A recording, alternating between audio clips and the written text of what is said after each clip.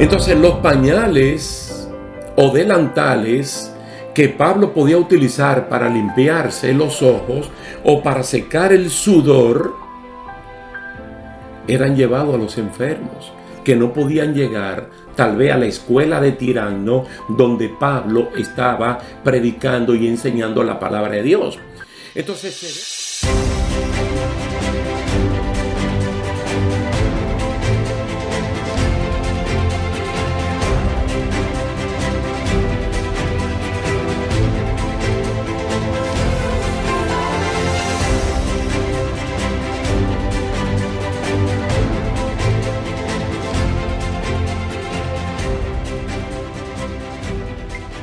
Dios le bendiga, mis queridos hermanos. Aquí estamos de nuevo para continuar estudiando acerca de la iglesia del Nuevo Testamento. Los últimos capítulos hemos visto a Pablo en la región de Éfeso, especialmente allí en Éfeso, a Apolos, a Priscila, a Aquila, moviéndose entre Éfeso y Corinto, y Pablo moviéndose entre Éfeso y Jerusalén y regresando de nuevo. Vamos a ver en el día de hoy entonces como una nueva temática dentro de la iglesia del Nuevo Testamento para ver de una vez las cartas que fueron enviadas a la iglesia de Éfeso. Nosotros conocemos la primera carta enviada por Dios vía Pablo a los Efesios, que es una carta que consta de 6 capítulos. Pero también tenemos una carta pequeña enviada por Dios a la iglesia de Éfeso vía Juan desde la isla de Patmos. Así que vamos a leer en Efesios capítulo 1, versículo 1 y 2 y Apocalipsis capítulo 2, verso 1. ¿Qué dice la carta a los Efesios vía Pablo? Pablo, apóstol de Jesucristo, por la voluntad de Dios, a los santos y fieles en Cristo Jesús que están en Éfeso. Gracia y paz a ustedes de Dios nuestro Padre y del Señor Jesucristo.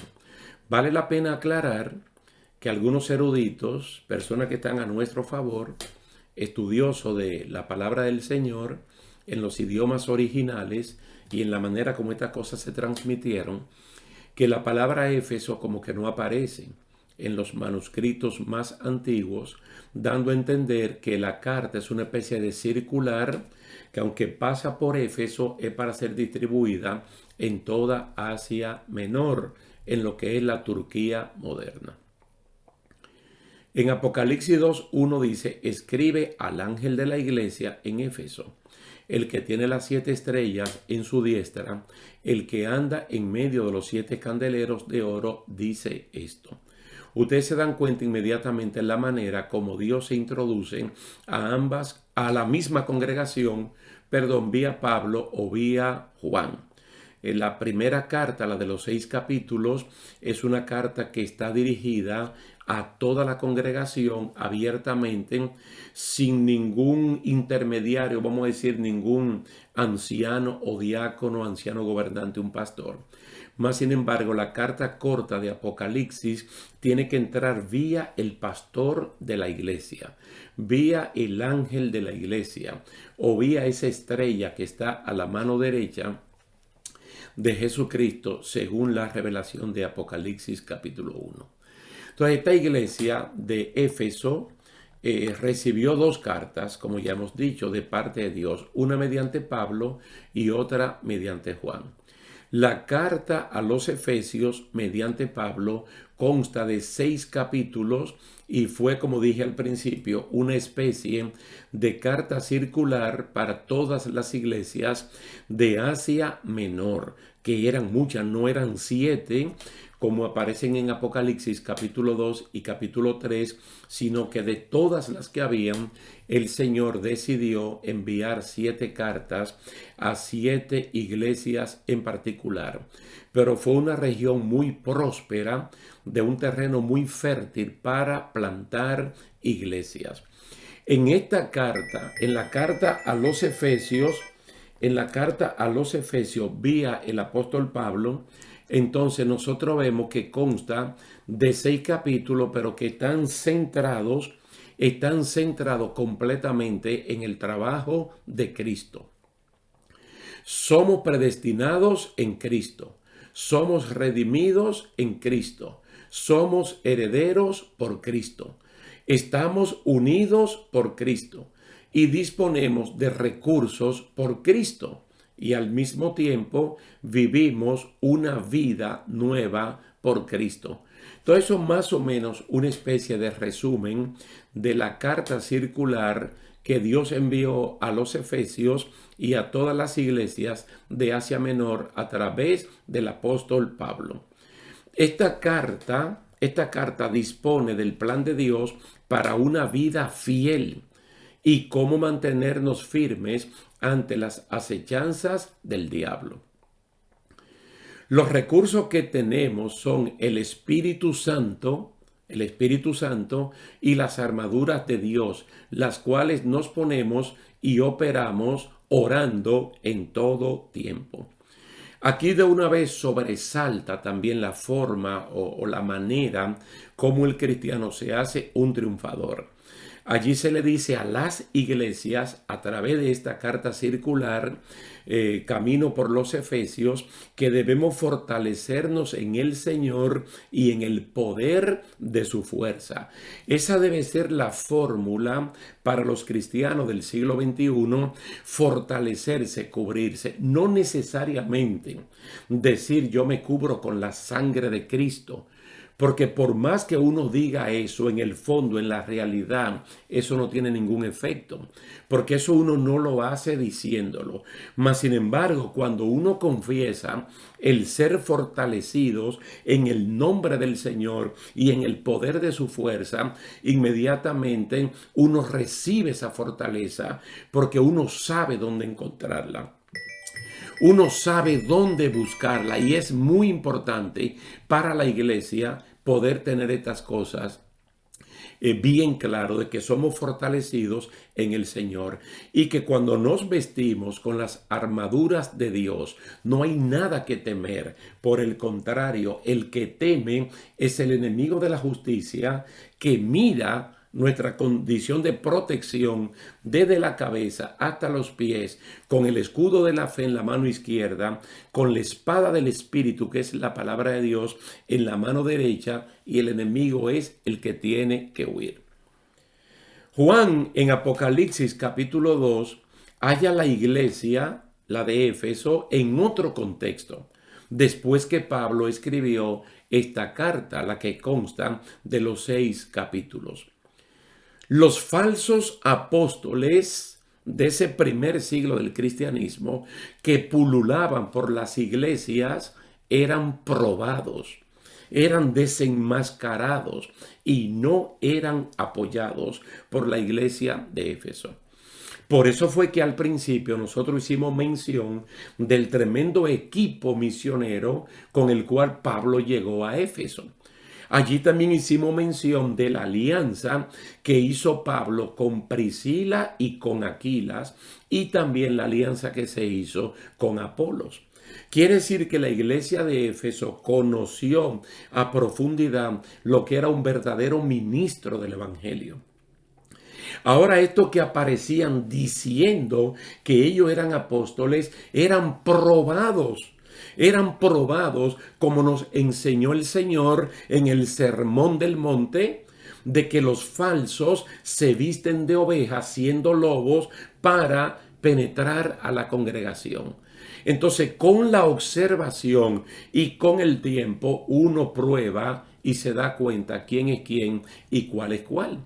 Entonces, cuando se manda la carta, ya a finales del siglo I, en el año 95 al año 100, vía Juan en la isla de Patmos, se encontró que la iglesia de Éfeso tenía puntos fuertes, como probar a los que se decían ser apóstoles y que no lo eran. Entonces eso lo desenmascaraba y no los apoyaba, sino a los verdaderos. También la iglesia de Éfeso rechazaba la doctrina de los nicolaítas, que era un movimiento de buscapuestos. Óigalo bien, era un movimiento de buscapuestos en la iglesia local, queriendo, al igual que los fariseos, ocupar los primeros puestos no para servir, sino para mandar. Entonces, en la iglesia de Éfeso eso no se utilizaba por la característica de que era una iglesia sufrida, pero era una iglesia que tenía paciencia y era una iglesia que trabajaba arduamente por amor del nombre de Jesús y que no había desmayado. Es decir, la iglesia de Éfeso tenía características donde los falsos apóstoles, los falsos ministros no tenían cabida.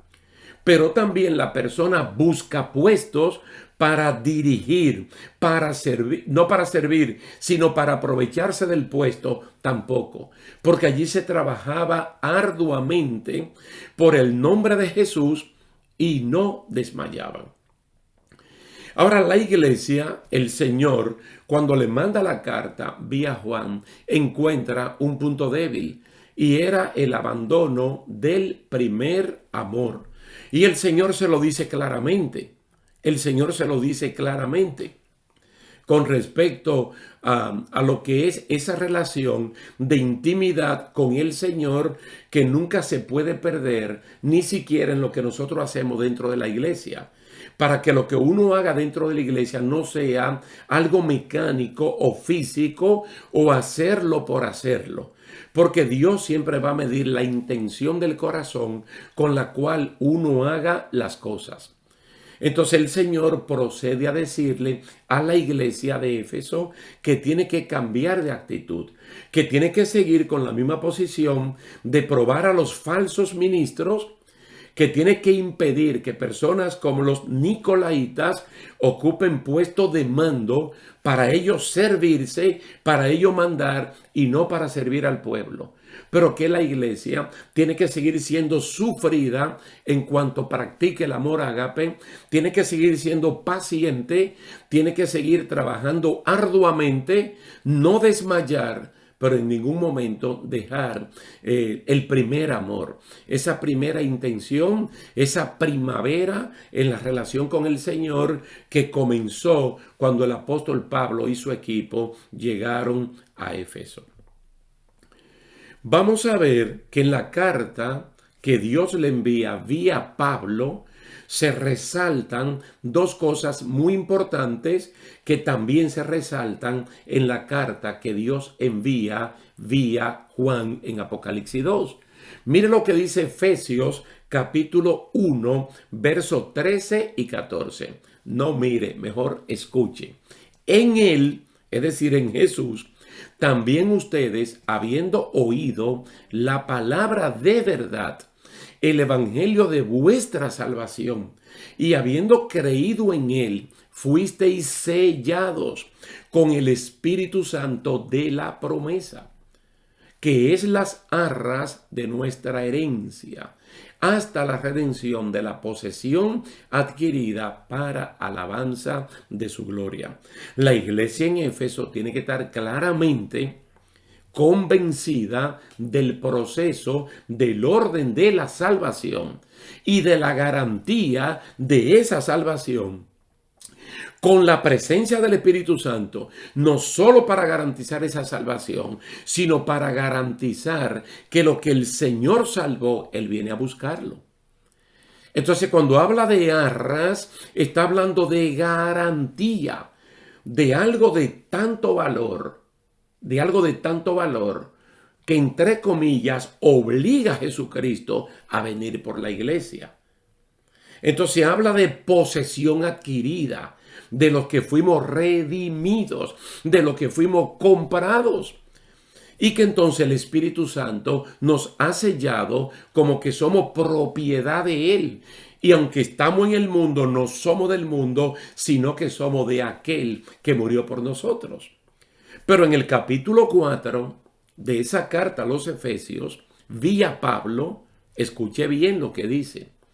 Y no contristéis al Espíritu Santo de Dios, con el cual fuisteis sellados para el día de la redención. Entonces hay que conectar Efesios 1, 13 y 14 con Efesios 4, versículo 30. Allí está hablando de la garantía que es el Espíritu Santo con el cual fuimos sellados. Pero aquí está hablando de no contristar, de no entristecer por nuestro mal proceder al Espíritu Santo, dando a entender que está la posibilidad de que después de una tristeza del Espíritu, Él termine yéndose de nosotros. Y todo lo que Cristo hizo, entonces se echa a perder. Porque cuando uno vuelve a cometer los pecados que fueron perdonados, me hago transgresor y estoy destruyendo las cosas que el Señor edificó en mi vida. Ahora, noten bien, escuchen esto, cómo es que la carta que Dios envía a la iglesia de Éfeso vía Juan en Apocalipsis 2, en el versículo 5, escuche bien la advertencia. Recuerda, por tanto, de dónde has caído y arrepiéntete. Y haz las primeras obras, pues si no, vendré pronto a ti y quitaré tu candelero de su lugar, si no te hubieres arrepentido. Ustedes ven la misma advertencia de Efesios capítulo 4, verso 30. No entristecer al Espíritu Santo con nuestro mal comportamiento, porque con Él fuimos sellados para el día de la redención. Y aquí, si no hay un cambio, voy a remover el candelero de en medio de su lugar. Y el candelero dentro de la iglesia lo que representa es única y exclusivamente al Espíritu Santo, que es la realidad presente, que es el antitipo de un tipo que el Señor puso en el Antiguo Testamento, en el tabernáculo y posteriormente en el templo. El candelero era la única luz en ambos lugares. Y como acabamos de ver, es la única luz de la iglesia corporativa, de la iglesia local, tanto de Éfeso como de la congregación local donde usted y yo nos congregamos, pero que también el Espíritu Santo es la única luz en nuestras propias vidas. Por lo tanto, debemos cultivar una buena relación con el Espíritu Santo para no entristecerlo con un mal proceder, como desafortunadamente lo hicieron Sansón, Saúl y David, por poner 3 ejemplos. Sansón terminó sin visión porque le sacaron los ojos. Saúl terminó suicidándose, clavándose él mismo su propia espada, y el Espíritu de Dios apartado de ambos. Y David tuvo la oportunidad de recuperarse, porque en el Salmo 51 también le suplicó a Dios que no quitara su Santo Espíritu. Porque David se había comportado tremendamente mal, como si hubiese sido un pecador vulgar, un delincuente, un impío, y el Espíritu Santo se retira de la persona. Si lo sorprende la muerte, saque usted de la conclusión. Por eso está la advertencia del Señor. Si uno como cristiano, después de ser redarguidos, confrontados con nuestra propia realidad por el Espíritu Santo, insistimos, Él termina entristeciéndose. Primero por nuestra desobediencia y segundo por las consecuencias que vamos a pagar por esa desobediencia. La advertencia es la misma de la carta vía Pablo, es la misma. El Espíritu Santo puede ser removido de la congregación y quedarse sin su testimonio y sin la posibilidad de ser arrebatado como posesión adquirida. Bendito sea el nombre del Señor. Si ustedes quieren, pueden volver a los 2 últimos capítulos de esta serie de estudios bíblicos, la Iglesia del Nuevo Testamento, para que una vez más recuerden el trabajo a fondo que hizo Dios a través de Pablo, a través de Priscila, de Aquila y también de Apolos en aquel lugar y del equipo completo de Pablo. tanto en Corinto como en Éfeso. Y los extraordinarios milagros que Dios hacía a través de Pablo y el nombre que era magnificado, engrandecido, alabado, no era el de Pablo, sino el del Señor Jesucristo. Y las personas se salvaban por montones, no por Pablo, sino por Cristo. Y la palabra de Dios se dispersaba y se establecía en la vida de cada una de estas personas. Entonces, cuando se mandan ambas cartas, ya las iglesias no están en las mismas condiciones que cuando Pablo estuvo allí. Entonces, algo ha cambiado y el Señor quiere que ellos vuelvan a las primeras obras. Primeras obras que uno hace con la intención de que lo que está haciendo no es para los hombres, sino para el Señor. Entonces vamos a terminar aquí y vamos a continuar en nuestra próxima ocasión hablando de la iglesia de Esmirna. Una iglesia que no sabemos cuál fue el medio que utilizó Dios para plantarla. Probablemente fueron de las personas que se convirtieron en Hechos capítulo 2. Pero no fue el apóstol Pablo, no fue el apóstol Juan, no conocemos. Pero vamos a hablar de la característica de una iglesia que se parece a la iglesia verdadera de este tiempo. Así que lo dejamos hasta aquí, dándole las gracias a Dios y a cada uno de ustedes y esperando vernos en una próxima ocasión. Dios me le bendiga y Dios le guarde.